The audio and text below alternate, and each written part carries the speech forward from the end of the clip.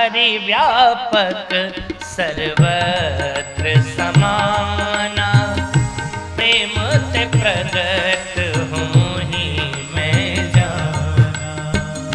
हरि व्यापक सर्वत्र समाना, प्रेम ते प्रगट हूँ ही मैं जाना। हाँ, हरि व्यापक सर्वत्र समाना, हरि व्यापक, वो तो सर्वत्र है, व्यापक है।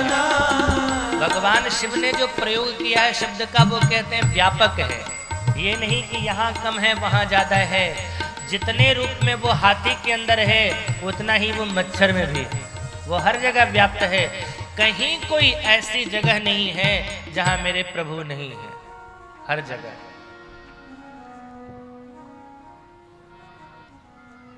ये पुष्प है गुलाब का, सूंघने पर इसमें खुशबू आ रही है इससे, लेकिन वो खुशबू कहाँ है? इस पुष्प के किस जगह पर खुशबू है?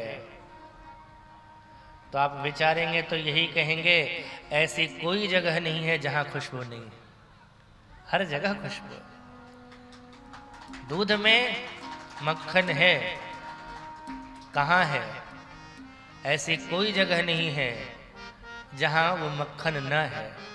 लेकिन अगर मक्खन को निकालना होगा ना तो एक काम करना पड़ेगा। क्या? पहले दूध को गर्म करो, दही बनाओ, दही बनाने के बाद उसका मंथन करो, और मंथन करोगे तो मक्खन अपने आप ऊपर आ जाएगा। ऐसे ही ठाकुर जी सर्वत्र हैं, व्याप्त हैं। प्रेम करोगे तो भगवान वहीं से प्रकट हो जाएगा। ऐसी कोई जगह नहीं है जहां ठाकुर जी नहीं आ सकते हैं। लेकिन ठाकुर जी को लाने के लिए प्रेम जरूरी है। अरे ठाकुर जी को लाने के लिए क्या, अगर किसी शैतान को भी जो बिगड़ा हुआ है उसको भी सुधारना हो ना, प्रेम करो तो वो भी सुधर जाता है। प्रेम देने से तो पशु भी सुधर जाता है, औरों की तो बात क्या। प्रेम शैतान को इंसान बना देता है, प्रेम शैतान को इंसान बना देता है। प्रेम पत्थर को भी भगवान बना देता है। प्रेम पत्थर को भी भगवान बना देता है। हाँ, प्रेम पत्थर को भी भगवान बना देता है।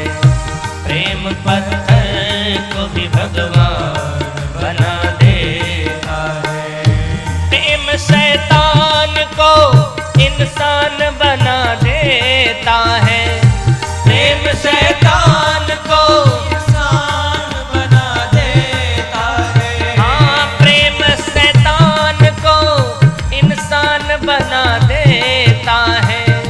प्रेम शैतान को इंसान बना देता है। प्रेम पत्थर को भी भगवान बना देता है। प्रेम पत्थर को भी भगवान बना देता है। प्रेम पत्थर को भी भगवान बना देता है। प्रेम पत्थर को भी भगवान बना देता है। भगवान शंकर ने कहा सर्वत्र व्याप्त है मेरा ईश्वर, और उसको प्रकट करने का विधान क्या है? बोले विधान यही है कि प्रेम ते प्रगट हो ही मैं जाना। आप कहीं भी रहो, वहीं से हाथ जोड़ करके प्रेम से ठाकुर जी को पुकार लो। भाई मेरे, हम पुकारने में भले ही विलंब कर देते हैं, लेकिन मेरा ठाकुर आने में बिल्कुल भी विलंब नहीं करता, तनिक भी देर नहीं लगाता है। हम अपने अहंकार की वजह से उसको पुकारने में देर करते हैं। द्रौपदी ने अहंकार के कारण भगवान को पुकारने में देर करी, और अहंकार किसका था? जब दुर्योधन ने दुशासन से कहा इसके वस्त्र को खींच करके इसे निर्वस्त्र करके मेरी जांघ पर बिठा दे। द्रौपदी को अभिमान किसका था? धार्मिक लोगों का। ये धर्मात्माओं को का अभिमान था। ये सभा अधर्म सभा नहीं है, बल्कि धर्म सभा है। इस धर्म सभा में पितामह भस्म के जैसे धर्मात्मा, द्रोणाचार्य के जैसे गुरु, विदुर के जैसे लोग बैठे हैं। यहां कोई अधर्म नहीं होगा। लेकिन ऐसे धर्मात्मा लोगों ने भी सिर झुका लिया। वहां से अभिमान हटा ना, तो फिर लगा मेरा पति है, एक नहीं 5-5 पति। रात के 12 बजे एक महिला को अगर अकेले निकलने के लिए कहो तो नहीं निकलेगी, लेकिन उसका पति कहे चल मेरे साथ, निर्भीक होकर के, निश्चिंत होकर के पति के साथ चल पड़ती है। और आज एक नहीं 5-5 पति बैठा है, और वो 5 पति कोई कमजोर नहीं, एक गदाधारी, एक धनुषधारी, ऐसा पति बैठा है। लेकिन पतियों ने भी अपना सिर झुका लिया। यहां से भी अभिमान गया। तो अभिमान कहां आया? मेरे अंदर भी तो ताकत है, मेरे अंदर भी तो क्षमता है, मैं अपनी प्रतिष्ठा की रक्षा खुद कर सकती हूं। सो साड़ी को पकड़ लिया। अब बल जो था अभिमान का, वो यहां आ गया। पहले धर्मात्मा लोगों के ऊपर, फिर पति के ऊपर, फिर अपने बल के ऊपर घमंड करने लगी, मैं बच सकती हूं। लेकिन दुशासन के बल के आगे जब इस बल ने भी जवाब दिया, तब चारों तरफ से जब निराश हो गई है, तब उसने हाथ खड़े किए, मुरारी मेरो क्या बिगड़ेगो, जाएगी लाज तिहारी। आप कल्पना करो, दुशासन ने वस्त्र पकड़ रखा है, द्रौपदी ने भी वस्त्र पकड़ रखा है, खींच रहा था दुशासन, जोर लगा करके पकड़े हुई थी द्रौपदी। अब द्रौपदी ने दोनों हाथों को छोड़ दिया है। कितना समय लगता उस वस्त्र को शरीर से हटने में? लेकिन द्रौपदी ने हाथ खड़े करने में देर करी, मेरे ठाकुर ने चीर बढ़ाने में देर नहीं करी। और चीर बढ़ाया तो ऐसा बढ़ाया कि लोग आश्चर्यचकित हैं। साड़ी बिच नारी है कि नारी बिच साड़ी है, साड़ी ही की नारी है कि नारी ही की साड़ी है। क्या हो गया?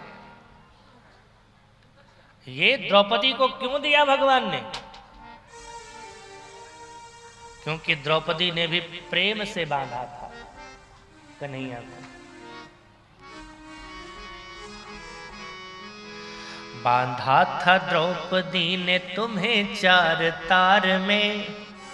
वो 4 तार क्या थे? धागे। आपने कथा सुनी ना, ठाकुर जी की उंगली कट गई, रानियां दौड़ी, फर्स्ट एड बॉक्स लाओ, मलहम लाओ, पट्टी लाओ, सब गई पट्टी लाने के लिए। द्रौपदी को लगा कि पट्टी माने कपड़ा, तो हमने जो शरीर पर पहन रखा है वो क्या है? वो भी तो कपड़ा है। फाड़ करके बांध दिया। रुक्मिणी आई उधर से, रुक्मिणी ने कहा द्रौपदी हम 1 मिनट में कपड़ा लेकर के आ गई, इतने ही देर में आपने अपनी इतनी कीमती साड़ी क्यों बर्बाद कर दी? द्रौपदी ने कहा मैंने नहीं फाड़ा। तो भगवान बोले मैंने फाड़ लिया क्या? मैंने फाड़ के बांध लिया, हमें बदनाम करेगी। द्रौपदी बोली नहीं सरकार, आपने भी नहीं फाड़ा। कैसे फाड़ा?